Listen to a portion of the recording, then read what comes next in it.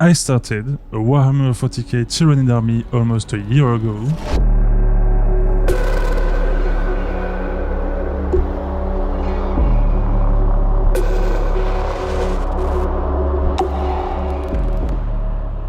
And I don't even have 2000 points painted yet. Let's change that. So if you want to learn a thing or two about Tyranids and army painting, you are at the right place.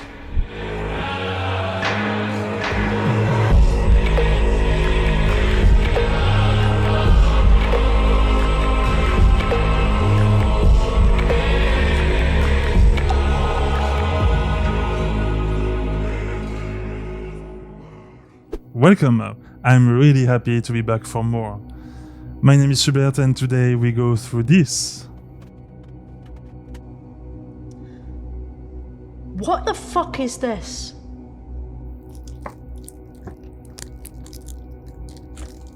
Since I started collecting Tyranids, well, let's see, some of you got kids.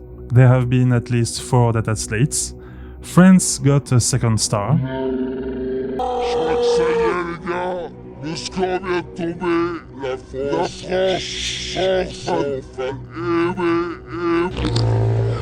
This has to stop now. I've been developing my own pile of shame despite the fact I only bought 1 Tyranid model this year. Yeah, so let's crunch some points and advance on my 2000 points. So if you want to learn about Tyranid and army painting, sit back and try to relax your anus. Today is about army painting. Painting fast, yes. I have done and I'll do fancy Tyranid stuff, but today it's all about getting these models ready for some 10th edition Warhammer games. But don't worry, I'm not going to lecture you on slap chop, gourd chop, pork chop or any of that stuff. I have a Biovore, a Pyrovore, 6 spore mines, a Neurolictor, and 6 zoanthropes to assemble on paint, and I only have a few evenings to do so. Scratch that, fuck the zoanthropes, because each Biovore took me at least 2 hours to assemble, and I don't have this kind of time anymore.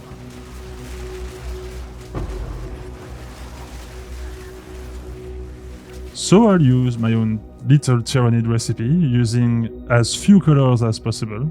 And yes, we are still using the Chaos Dirt enamel pigment, but it's optional. You can use any acrylic wash if you want to follow along. Let's talk lore and usage on the table. First, the Neurolictor. When struck by their neural fields, even the most iron-willed warriors experience an atavistic terror response to the Neurolictor's presence. They are genetically engineered by the hive mind to be scary. Let's dance! Yippee-ki-yay, motherfucker!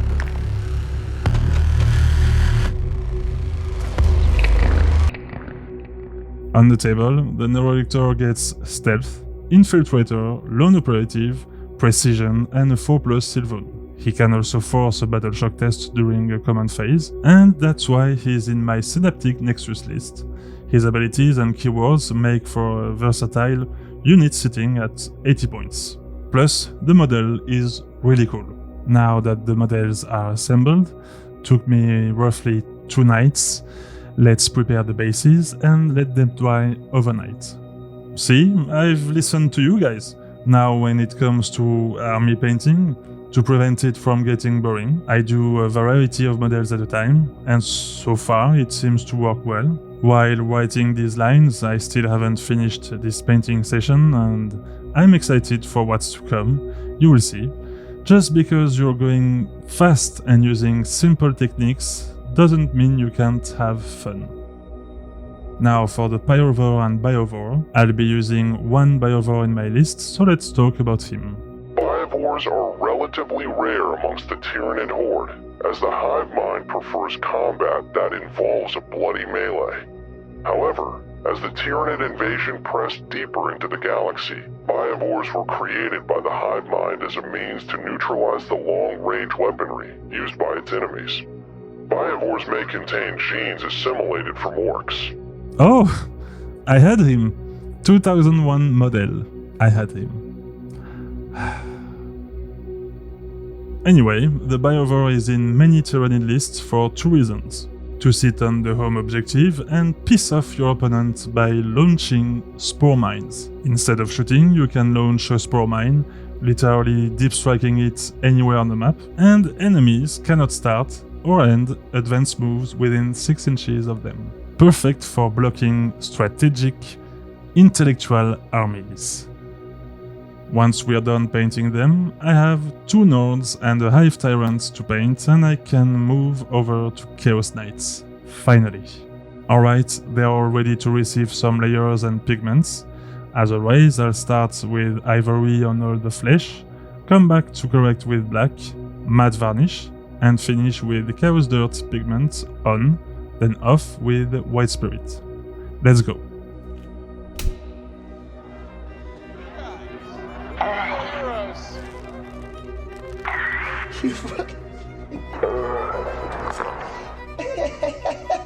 From the moment I understood the weakness of the YouTube algorithm, it disgusted me. Leave a like and subscribe to this poor hubris. This is how, together, we ascend.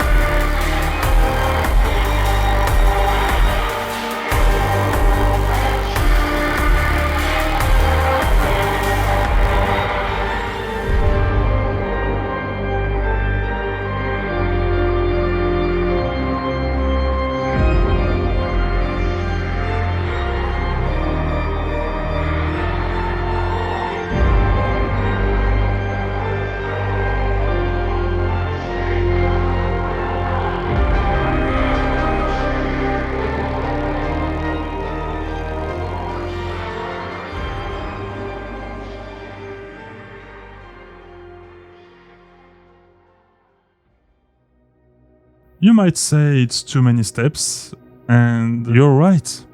But wait, there is more. Just a quick dry brush with Ivory again to get some sharp edges and details, and we're set for some quick glow effects. I'm curious to know what too many steps means for you guys, because using NMLs, even if for now I do it in the most basic way, is one of the reasons I keep painting and want to explore more. Time to do somewhat convincing glow effects as fast as possible. It won't be my best work, trust me, but this is a perfect occasion to talk about consistency. First, I'll start with a mix of greens and blue with the airbrush. I improvised it this way because I didn't know what to do with the spore mines. Heavy glow effects or nothing at all, or just flesh. I went with a bit of both. Now, when it comes to army painting, do you have to give your best on each model? That's the question. There are many reasons this could get you burnt out, and you'll end up with unpainted minis in no time. No, it's okay if you just focus on the key pieces of your army. Let's switch to diluted white ink in some of the recesses. Where was I? Yes, focusing on a few important pieces is what I've been doing. And if you feel the pressure to not do so, think of it this way. Oh man, if I don't do my best for the whole squad, this army as a whole will look like shit on the table. Trust me, it won't. Let me tell you a quick story. The first time I went to my wargaming club with a fully painted Necron army, I was so proud, and I'll admit I was expecting at least one or two, compliments. I got fuck all. I was the only one giving out praises on some paint jobs, even if most of them were just badly executed slapshot or pure cringe, unthinned paint whack jobs. And yes, I know I'm bad for saying this, but come on. Come on. You know what I'm talking about. So yeah, most people won't give a damn about your paint job. Sometimes yes, and yes, you should be painting your army for yourself, your own pleasure or need, and it's perfect that way. This brings us back to what I'm doing here. I was hoping to get some nice results with this, but maybe I went with the wrong direction. Let's finish with the same mix of greens and blue and see what we get. While we're watching my rushes in order to prepare this video, I noticed why I'm a bit disappointed in these glow effects. Zero contrast. And yes, I am like you, I've seen lots of El Miniaturista shorts on social media, and some of his stuff is what I'm aiming for. But what I like the most about his style is contrast. Doesn't matter, I have lots more Tyranid brains to paint and I'll do better next time. But for this one, maybe going with white ink with the airbrush before doing the second green pass was the answer. Well, it's okay, no regrets, I'm still very happy with the result. At least they look like the rest of my army. Let me just paint the rims, varnish it all to help with handling, before adding some plants. So today, I'd say the main lesson for us is this.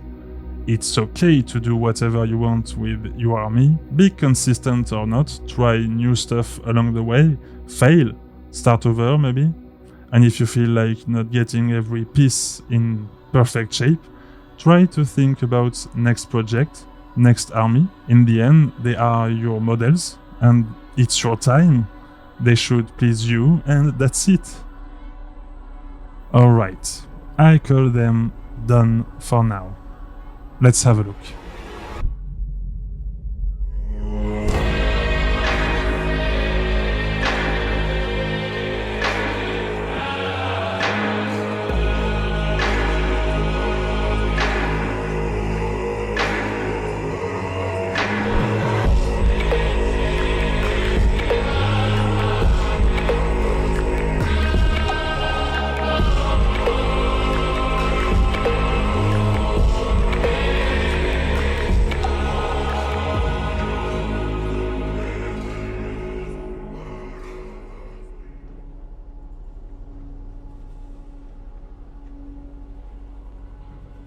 I think this was a test for me.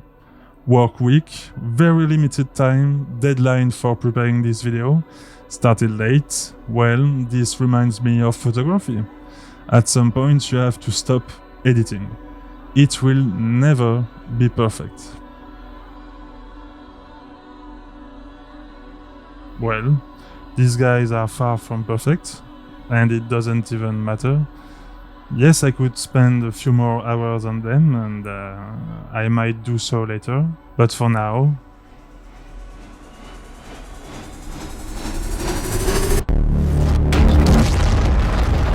And if I cannot save it from your failure, Father, then let the galaxy burn! I have a lot more on my mind.